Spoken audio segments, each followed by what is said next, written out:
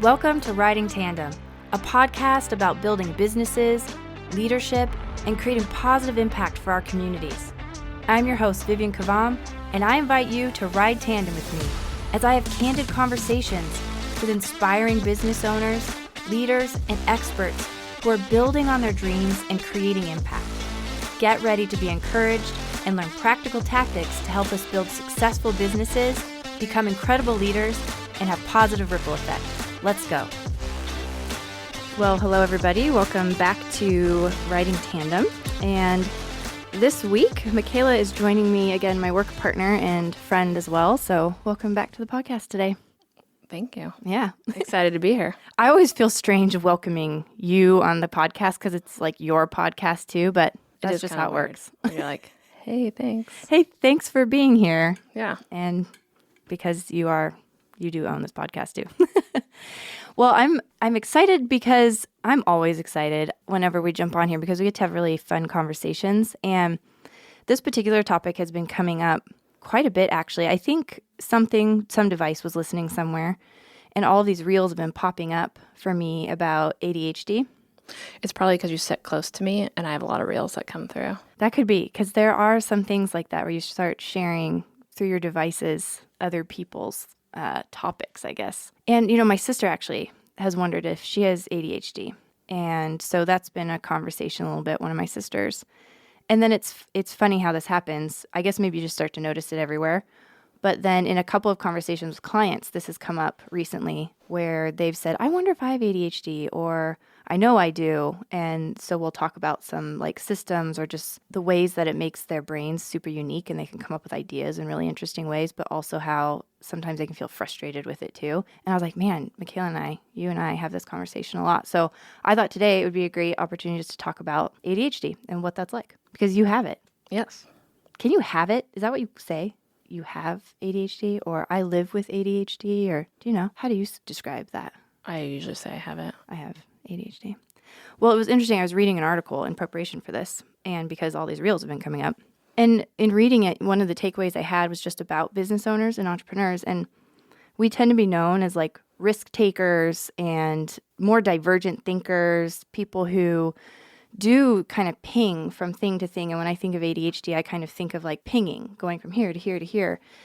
And that's really indicative of an entrepreneur when you think about them, that they are seizing the moment and they're looking for opportunities in that. On the flip side of that, a lot of the tips out there in that almost try to put entrepreneurs into this structured box of like, if you want to be successful, you need this great morning routine. If you want to be successful, you got to use these planners. If you want to be successful, it's like, it's so counterintuitive to the makeup of what a lot of people think of as an entrepreneur. And so I was just curious to know, what is it like for you and your brain? Can you describe your experience with ADHD? I often tell people I wish that I would have been diagnosed younger, like as a kid, because if you would have opened up my backpack, it was just a bunch of ruffled papers stuck in there. And somehow I managed to get really good grades and oftentimes did my homework on the school bus. On the way there, I'd be like, I got to do this. So I would knock that out quick. I guess I didn't realize that my brain was different. I just thought I was a hot mess. Like I just need to be better at organizing. I need to be better at time management. I didn't realize there was a big difference. Yeah. I always had teachers tell me, oh, you're so creative. You're so this, that. And I was just like, okay, whatever. What did that feel like, I guess? It sounds frustrating to me. But like I knew that I was like creative in a sense, but I didn't harness it until later on in life. So you were formally diagnosed at some point? Mm-hmm. In probably 2015. Okay. It's like, don't date yourself too much. You can give us an age range if you want, but around what age were you? Or were you still in school? And no, I was late 20s, early 30s. Okay. So really not that long ago. What made you decide to get the diagnosis, or did it just kind of pop up at some point? No, I had a friend that was like, you have ADHD. Her 2 sons have it. And she was like, focus, listen, talk to me. Stop. Like, we're not following what you're saying. So she was kind of the first person that's like, this doesn't have to be hard. And she's like, this stuff shouldn't be hard for you. Like, it should be easy. And she would just continually point things out that could be easier or didn't have to be running from A to B like I was. Mm-hmm. So that was helpful. Okay, so run me through like a typical thought process that you have, maybe getting ready in the morning. What does that look like for you? Oh, I'm stopped by anything. So if I'm walking from the bathroom to the other bathroom or to the kitchen, if I see, oh, that plant looks like it needs watered, I might stop and water the plant, even though I should not be watering plants in the morning getting ready. I could be half dressed. Yeah. So that's kind of, sometimes I can notice it too. Like if I start really pinging back and forth, I could be like, oh, okay, I need to stop, slow down. Either it's time to take, because I take medicine in the morning and then halfway usually through the day. So I can sometimes feel like, oh, okay, I haven't stopped. I need to stop. Yeah, so we talked about that some, and you said, you were willing to share. Yeah. Because people do ask, do you take medication for? I do. And it's been a game changer. Yeah. It's like, oh, this is how other people's brains somewhat work. And it doesn't, like the medicine doesn't fix, not fix, I shouldn't say fix. It doesn't make everything easier. Like you still have to, it's a tool, basically. You still have to have other tools like a calendar and systems set up because it's not going to make everything easier. So you're hitting on something I think is really important, and I don't even know. I've definitely caught myself in this cycle of, you said, fix, and then you caught yourself. Yeah. But this is really common for people who have ADHD to feel like something is wrong or broken or needs fixed, or that they are incapable, or you had also mentioned like it should, and that always is like a triggering word, right? Should. Yeah. It should be easier and it could be like this. How have you thought through and coped with those things of you're not broken? This is how you're wired, and that's a really beautiful tool as well. Yeah, I think leaning into what I am good at, like I might always be late to stuff, but lean into okay, but when I do show up, I'm going to really solve this problem for you, or leaning into the good things of kind of skipping ahead here. It's all right. It's all good. Leaning into those things. Was there ever a time where you felt like it was something to be fixed and then that changed? I think before I really realized that my brain is different, then I was just like, I can't do this. Like this is hard, or like using a calendar is hard. Maybe I should just go work somewhere in a cubicle and people just tell me what to do all day. I just check boxes, which I would lose my mind, but. Yeah. So, okay, what has it been like then, taking it from your personal, you were just saying about like career choices, right? You chose to be a business owner, which we were saying earlier, you have so many qualities of that because your brain does fire so fast and you can think of things. I mean, I love to watch you work, because someone will say something, say in like a communications roadmap session that we do, and you just immediately, like I can turn and look at you and I can see the gears turning, and then all of a sudden you're like, and this and this and this and this and this. And it's hard sometimes to keep up, like to capture it all. So I love that you take your own notes too, because I wouldn't be able to keep up on the whiteboard, but I think it's really cool. So I'm just curious then, how does it work being a business owner when it's an asset, but you've also said there's a frustration there? I think it helps that you're very system orientated and very more by the book. Yeah. Where I'm like, rules are meant to be broken. Let's go break these. Yeah. I'm like making rules to follow. Yeah. Where I'm a little more impulsive and less spur of the moment kind of things. What was the question again? Do you like being, I guess maybe it's like, so do you like being a business owner? Do you feel like it actually enhances the fact that you have ADHD and it like uses that in a really great way? Or do you find it frustrating because there are so many things that say you should be following these rules and you should be using these calendars? I think if I was doing it alone, it'd be frustrating. But I get to lean into what I'm good at. Yeah. And I think that's helpful. And I get bored easily. So like being able to have a change of pace, or if I'm really like in the zone at home working, I can stay home and work. And I don't have to call them and be like, hey, can I work from home today? No, I'm working from home today. So that's helpful. And to be able to like bend those rules, but then I also need the rules, which is where like you come in to say, nope, we got to get this done. Like finish that, then go down your rabbit hole of whatever you want to do. So I love that you have just thought about this a lot, and we talk a lot about being self-aware, and we've talked about that with a lot of guests on here too. So in the spirit of that, you actually have put together a blog with 12, I think now. 12. Well, it could change a little bit. We'll see. Yeah. You're not done yet, so don't pigeonhole you. Fair enough. With a number of tips for people who have ADHD that you have found useful. And I want to go over just 5 of those today. Which was really hard to narrow down to 5. It is hard. And if you decide to change something halfway through, we'll be flexible. It's fine. Okay. That was hard for her. Especially in the spirit of the conversation. I know I'm like, we have 5. I have them in order. So the first one that you talk about is find systems and burn them into your soul. Yes, burn them literally into your soul. And what I mean by that is figure out something that works for you and then do it over and over and over, and don't try and implement all of this at once. Don't get the calendar and all of the things out the gate, because that's never going to work. Well, it didn't for me.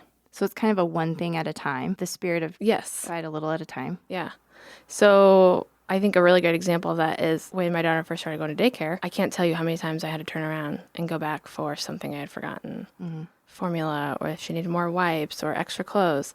So I would literally get to daycare and be like, ugh, I have to turn around and go back home. So now I've just kind of made it to, as soon as I get home, if I know that after I pick her up, if I know whatever she needs, I put it in that bag and it's by the door. Like literally would have to trip over it to forget things. And now there's a bag that captures all of the stuff. And so just like continually doing that and doing it and doing it until it's a habit. And now I don't forget things for daycare. The day that they send home and say one of the girls needs wipes, goes right in. Nice. I think they still warn me like 6 days ahead because they know I used to always forget. Yeah. But my sister's kids go there, so they could just steal from their cousin.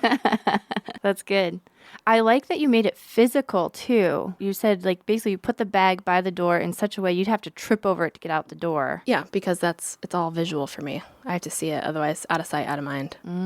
It's even to like where now I keep some of the backup stuff in my car, so that way they need wipes. Oh, I have an extra one in my car. Here you go. Right. I love that. Yeah. And that's interesting you say out of sight, out of mind. I feel like for me, I don't have ADHD, or if it's a spectrum thing, I'd be very low on it, I think. And my brain does pull up a lot of out of sight, out of mind. I'm constantly thinking about things that are out of sight, out of mind. So that's interesting to think about. However, physical reminders are so helpful, regardless. Another thing I've started to do at home is I'll forget that I've pulled out like summer clothes for the girls. So now I have a little sticky note next to where their clothes are that says, "Don't forget you have clothes tucked away in the closet." Brilliant. Yeah. Then I'm like, am I forgetting things or what's that? I like that you use a sticky note though. That speaks to my heart. Yes, I know. Okay, so number 2, you talk about rabbit holes, avoiding the rabbit holes. I enjoy deep diving into topics so much to the point that I could spend hours on reading about things and whatever it may be. This is true, by the way. I've seen this happen. I could just keep going. So, for example, Vivian would send me stuff and say, "Hey, check out this article." Well, then I would like deep dive into it and go all the way down this hole. And then like 3 hours later, I'm like, oh, I didn't get the stuff done that we need to get done. So now she sends me a warning, and usually in caps lock or like capital letters, "Machaela, this is a rabbit hole. Don't go down it until you have time." So now I just kind of tuck those away, which we use Telegram, which is nice so that we can keep those in Telegram, and then we can use our personal messaging for personal stuff. And that helps too to keep it. I can go back to the links in there and say, oh yeah, I was supposed to read this article. Yeah, that was a big learning thing for me, because I am thinking of those out of sight, out of mind things always. Like my brain is constantly cranking on them, and it's almost like I have this long running list in my brain, and I cycle through it, and then I cycle it up again, and then I cycle it up again. And if it's not on the list, then it kind of scares me, because if it's not on the list, I know I won't think about it. Yeah. I noticed with you, though you like a list, and that a smaller list, I think, though, throughout the day, you're really good at being able to pick up something that's not on the list and add it. That's hard for me to do. I have to literally be like, okay, wait, I got to stop the scroll in my head, think about where I'm going to insert this. But then once I do, I feel good about it. So it was interesting for me to observe that with you, because I didn't have a problem inserting something new in the list and saying, but I'm not going to look at it until it cycles around again. Yeah. So I kept basically throwing things into your list, not realizing that you would be like, oh, shiny object or a cool new thing or something of interest, and it would derail you. So that was really helpful for me to learn that, and then go, okay, how can I still add something that I want you to think about later, and just give you basically a visual reminder that not now, though. Yeah. And sometimes they'll be ranked 1 through 10, 1 meaning low priority, 10 like high. Like add this to your top of your rabbit hole list. Yep. So the ranking has been helpful as well, for sure. Because sometimes I'll send so much over. It's also helped me learn to go, is this really important to throw into your brain space? Or is there somebody else? Am I just looking to kind of like have a thought and converse on this? Feedback. Is it really worth derailing you? Is sometimes how I think about it. And I go, no, I could send this to someone else. And so that's been helpful as well. For sure. Yeah. Okay, next one, number 3. You talk about using calendars and accountability was another tip that you talk about in your blog. So if you've listened before, you know that Vivian and I worked together at a previous company. And at that company, we had other people schedule for us, which brought on a lot of anxiety for me, because I wouldn't know what I was doing that weekend. Like people were like, hey, what are you doing on Friday? I'm like, I don't know, I'll let you know. So friends would message me Friday afternoon. What are you doing tonight? Well, I think maybe this, but I always left the door open. I think a lot of that because my mom would be, I would change things as a kid, like quick like, and say, I don't really want to do that now. Now that there's something else to go do. So she'd be like, nope, whatever you committed to first, that's what you're doing. And she stuck to that. So I could never really change my mind on some of that. So I think that's why I have a little bit of fear of commitment of some things. But it worked, and I let go of some of the control, but I had to go through and like set more boundaries and then plan. So you like literally set boundaries on your calendar? Yeah. How, like, talk me through So that. like How'd you do now, it? like what we do, like do not book, or like don't book Machaela after this time. And that has helped. And just knowing like if I'm going to go out of town or just different things, I block myself out. So in a sense, you're reserving time for spontaneity as well. Some of it, yeah. And as I've gotten older, it is easier. I have to plan. I have to, if we want to go do stuff, I have to get a babysitter. So there is more planning that goes into that. Especially with the kids. Yes. Yeah. That's made me have to commit to things. That's interesting too, from just like a work environment. And I mean, this can apply obviously in personal life too, the calendars. So you would prefer probably just to have a looser calendar and be able to decide a little more last minute, a lot last minute for my world, right? Absolutely. Okay, I could work on this project, or I could work on this project. I'm gonna work on this project. Yes. But because of the way our business is set up, we have deadlines and that. So you're having to like prioritize those. Yes. And on top of it, sometimes people prioritize for you by blocking time on your calendar. Like Jenny. Yeah. Jenny, she handles all of our like operations things really. Which is good because all of that stuff is hard for me. Very hard. So it's been super helpful having Jenny to say, I'm like, can you just schedule that? Yeah. So How do you remember how you stopped having anxiety over other people putting things on your calendar? Aside from you're blocking off time. So you're like, okay, Yeah. this time's protected. well, I hate doing it. Yeah. So that helps. That helps a lot. And so it was hard for other people though too to say basically I'm handing you off. Like when we first started doing weddings together again, Right. people were like, well, who is this person? Right. So I kind of had to coach them a little bit to say she's way better at this stuff than I am. Like if you actually want a response, work with Vivian. She'll get you scheduled. We're both shooting your wedding. Don't worry, it's fine. So I found myself doing that a lot for people. I could see too, by you reassuring them, you probably were also somewhat reassuring yourself of like, no, actually, I do want her to do this. It's fine when it pops Yeah. up on my calendar. Yeah. I gave permission. We've talked about that some too, of like, even with raising kids and that, when you can give them choices and permission, it's just So much easier. I think probably too, booking weddings sometimes 2 years in advance really kind of had to say, okay, this is what it is. So I think that probably helped me not be so scared of commitment. What would you recommend to somebody who's just going to dip their toe into giving up a piece of their schedule and calendaring? Where do you think they should start? I started slow, started with just the weddings. And then now it's basically anything during the normal workday. Right. Can be booked, not by me. So somebody really could say, I'm just going to hand off scheduling this type of thing. You handle it. I'll still schedule everything else. Yeah. Yeah. Start with low-hanging fruit. What would be the easiest thing to hand off? And sitting down and actually like typing out the process is really, really hard. But I found that like if you do that one of the first things of the day, like the thing you don't want to do, start with that and then go. Right. This is good. I love it. Okay, so another one, actually, great segue there. Another one that you write about in your blog is to slow down. I think you're talking about slowing down, explain, and giving permission. Yeah. And that's what you were just talking about. So tell me more about that. So in that context, more of slowing down and like realizing that not everybody is pinging at the same speed you are. They're not where you're at. They're 4 steps behind. And like leaning into like our 16 personalities, I'm a campaigner and I'm not good at giving marching orders, which makes sense because I'm from the start to the finish. And I just expect everyone else to be start to finish and not know the steps to get there. But I don't like to give them the steps to get there, but I have to. So like slowing down and realizing that like they're not frustrated with you, but they are, but not following.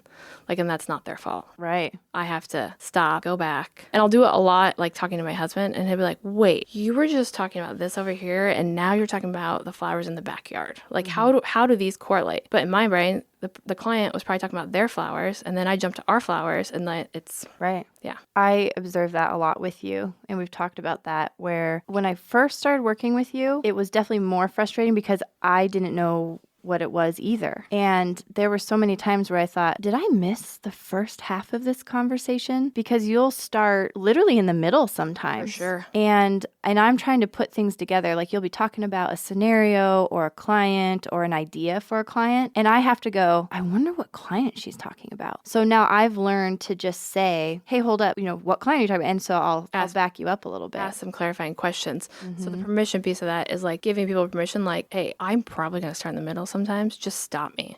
Like if you're not following, stop me and say, hey, where are you at right now? How did you get there? Take me back. That has made our working relationship so good. And I would say for anyone out there who's either has ADHD or working with somebody who does, having that conversation, but that self-awareness is step one. If you weren't aware of that, you wouldn't be able to give permission. And if you couldn't give permission, I wouldn't know that it was okay or to ask. And then we would just have conflict all the time. For sure. I think the more you can understand about yourself or the others around you, it'll help because in building that trust to have it be okay that we're like, hey, I have no idea what you're talking about right now. Because for some people that could be like, what? Like, you don't know? And back too, because on the flip side of that, what happens sometimes in my brain is I feel broken or like something needs fixed because I'm like, I can't keep up. Yeah. And that can feel frustrating for me where I'm like, why can't I keep up? Why can't I make these connections? Why do I need a chart drawn? Why do I need you to plot it out on a whiteboard? And so I can start to feel like I'm not enough. And so now knowing this about ourselves and each other, I don't feel that way as much anymore. And I can go, nope. We just are communicating in different ways. I'm going to ask for a slowdown or will you draw it out? And you will even, I think, notice and you'll be like, hold on a minute. Let me write it on a whiteboard or draw it on a whiteboard because you can see. So that's been super helpful. Yeah, it does help. And knowing that, I think sometimes we work with other people and they don't know how like, okay, we have all these big ideas, like with the roadmap sessions. And then they're like, but how are they going to get that all down into something that I can actually use? And I'm like, just trust the process. I'm like, I've been around enough to know like, okay, we're going to put this together. Big ideas, a little here, a little there. We'll talk about it, figure out what we're doing, and then you go put it all together. So there is a lot of trust there to know that someone else can do that piece. And I can lean into what I'm good at and you can lean into what you're good at. I love that. And that permission giving piece again that you're talking about in this point of giving permission as well to let you just do your thing and be you. Yeah. And you give me permission to let me do my thing and be me. And it feels very safe because when we first started, it was frustrating and there just wasn't all of that trust build up there, but we wanted it. And so we kept working on it because I think about when we go to put something together, you'll push up to the very end. Like you gave the idea of the story about homework. Yeah. Doing your homework on the school bus. I would like that just makes my skin crawl. Like I'm just like, oh my gosh, I'd have so much anxiety about waiting till last minute. You would have anxiety about like plotting it all out in your day and all of that. So when it comes to work things, if we have a deadline coming up and we need something delivered, I would have so much anxiety waiting for the pieces that I needed from you. And then I would feel upset and let down and like all these things start going on in my head. Now, because we have that trust and we realize you do things a little bit earlier, still not as early as my brain would love, but my brain's let go of a lot of that because I know that you're going to bring it together in the end and you'll make it happen and it will be fine. So I show up to things sometimes and I'm like, I don't know if that printout's ready, but I trust that it is and Machaela's got it and she's done whatever it takes to make sure it's there and I'm not going to worry about it. And it's really fun, actually. I love watching you work. It's pretty cool. I think yesterday, even what happened is a good kind of example of that with the name tags. Yeah, okay, so tell the story. So we needed name tags, and so Vivian sends me the link. I'm like, these aren't local. These are all 3-day shipping. She's like, I didn't even look at that. I sent the link a couple days ago, but still not enough time to order them. So yeah. So I was like, well, she's like, we could go to Staples. We could go here. We could go here. And one of our clients, I'm like, I bet one of our clients has 3 different colors of name labels. So I was like, I'm going to go ask. So 5 minutes later, I was like, got him. Don't worry about it. So I think because I have pushed the envelope so far, I've had to lean into really kind of problem solving in a different way. I was like, we can't drive around to 18 different office supply stores. Yeah, you problem solve very quickly. And when we're in a pinch and we're up against a wall, basically, in any way, I really lean into you because I tell people all the time, I'm like, Machaela can pull a rabbit out of a hat. And you don't do it it's still quality. It's still, it still gets the job done and it doesn't just get it done in a haphazard way, but it gets it done in a way that it paralyzes me. Once I'm at that point, like my brain starts to shut down and that does nobody any good. Yeah, I think it's helpful that a lot, like we're working on a project, I will get about 50-60% of the way there on something and then I'll drop it for a while. And then I bring it home at the end of the deadline. I used to just bring it home at the deadline. And that was a little bit stressful. I would imagine, do you feel like the quality has improved by doing that? I'm wondering about Probably my me, quality of life. your quality of life. Yeah, for sure. Yeah, it also forces me to not dwell and to like just make a decision. Because sometimes I do struggle with a little bit like, that's not lined up exactly right, or that's not perfect, or this could be better, where I'm just like some of it at the deadline I have to let go. That's interesting. Okay, let's talk about, really this is, I think, the last one we're going to talk about today. And then people will have to go check out the blog to get the rest of your tips. But focus on the good. Like lean into or find a career or start whatever you want to do that really highlights what you're good at and really focus on that. And then focus on the good. Like I told my husband not that long ago, I'm never going to be somebody that plans meals 2 weeks in a row. Not even a week. Like that's just, it's really hard for me to sit down and make a list for that. But if you have a problem that you want me to solve in a creative way, bring it on over. I can solve that. I can be spontaneous and make a mess and have all like lots of fun and things. So really lean into those things and not what you're not. What you're not really good at. Yeah. It's funny how we, as a society, label certain things too. We started off talking this way. Yeah. ADHD as almost like a sickness or an illness or a brokenness or something to be fixed. And yet there's so much good about it. Yeah, for sure. And we're just, because in life, you can't be planned for everything. No. No matter how hard you try and how good you are at that, end of the day, things are going to come up that you just can't control. And you are perfectly equipped to step in that moment and go, no problem. We could, and you can throw out 3 solutions really quickly, which is such a gift. And I enjoy doing it. So it is why I like enjoy the brainstorming and all of those things that we do. Yeah. Talk to me a little bit about that as we're wrapping up here. Within our business, where do you see your skills really thrive? Where you feel like the most fulfilled and you feel like the fact that you have ADHD and you're a very divergent thinker, where do you think that plays like a critical role? I love the brainstorms. Those are a lot of fun. I take a lot of notes during those because I know it, like I'll have questions during it and I can't, hey, what about this? Because I'll derail everyone else. Right. Quick, like fast, like if you want like me to fire stuff off real quick, that I enjoy. Probably the roadmap strategy sessions and any sort of those kind of workshops. I like to come back and look at the big picture and not get hung up in the little tiny details and like bring in the human element back in some things where it's like, that's a really great idea, but most people can't absorb that. Or I think I can lean into that and my intuition a lot to say, people are going to want this, not that. Yeah. I agree. And that's definitely, those are all areas that I see you thrive, as well as I think it's a piece of, we talked about this in another episode with you about being a super connector. And I really wonder if this all, obviously it does. It all ties together. Yeah. Because you connect so well with people. And I wonder about that, if it's a bit of because you are thinking of all these different things and you're quickly making an association. Somebody says something about flowers and you immediately can associate something with that because your brain can just like click right to it so fast. Yeah. I think it makes you great with people and connecting with them too, because you're pinging around, like literally you ping around the room and you network in such a brilliant way. Or they walk away and we're like, what did she just talk about? That can happen too sometimes. It's one of the beautiful things, and you hit on this, that I love about having a work partner is that our brains don't work in the same way. And it's fantastic. And our brains don't work even the same way as our team's brains work. And it's beautiful to find that complement. And we were talking about this the other day of like how we really do enjoy strategic things and planning things. You're very strategic and in thinking about in a vision way. And I'm very strategic in thinking of taking the vision and turning it into that plan. And so we were talking about that, just like we do like strategic visions, and it's funny how that's a product offering.